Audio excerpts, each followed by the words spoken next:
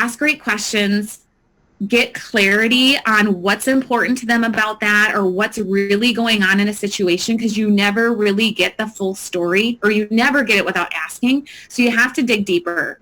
Tell me more about that. You know, I went with Cindy, I don't know who we were just talking about, the experience, but tell me more about that. I wouldn't go straight with somebody interviewing me to tell me more about that when they ask about my experience. Hearing it out loud, it sounded rough. And maybe you agree.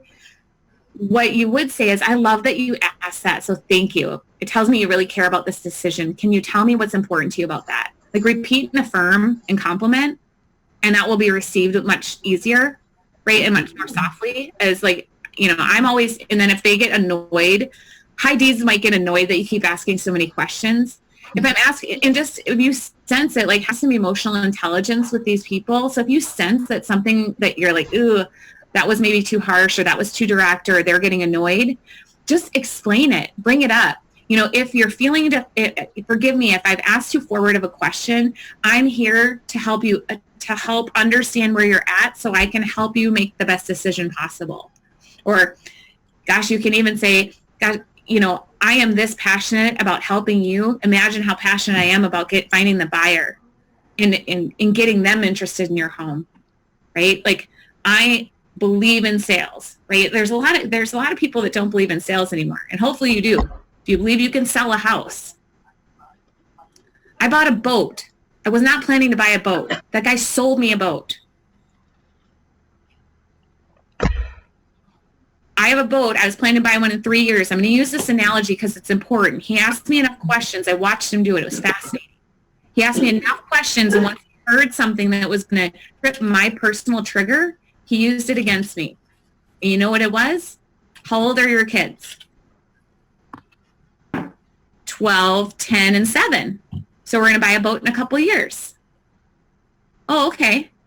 Tell me more about that. Well, we really don't need one right now, blah, blah, blah. We're going to, our other one works fine. We're going to ride out a couple more years. I just thought I'd get an idea on what they cost and all these things. Okay. He goes, so you're going to buy one in 2 years? Yeah, I think so. Okay, well, I think that's a great plan. Can I tell you what concerns me about it? And now this is sounding a little like me, but that's what he did.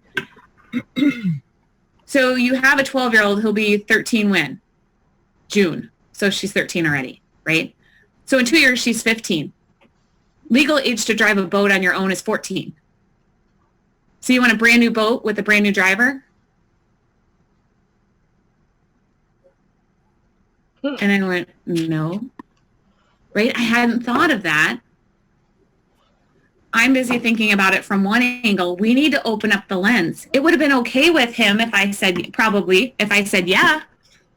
That wouldn't have made sense, though. He would have said, tell me more about that, because that's stupid. Who would feel comfortable with that?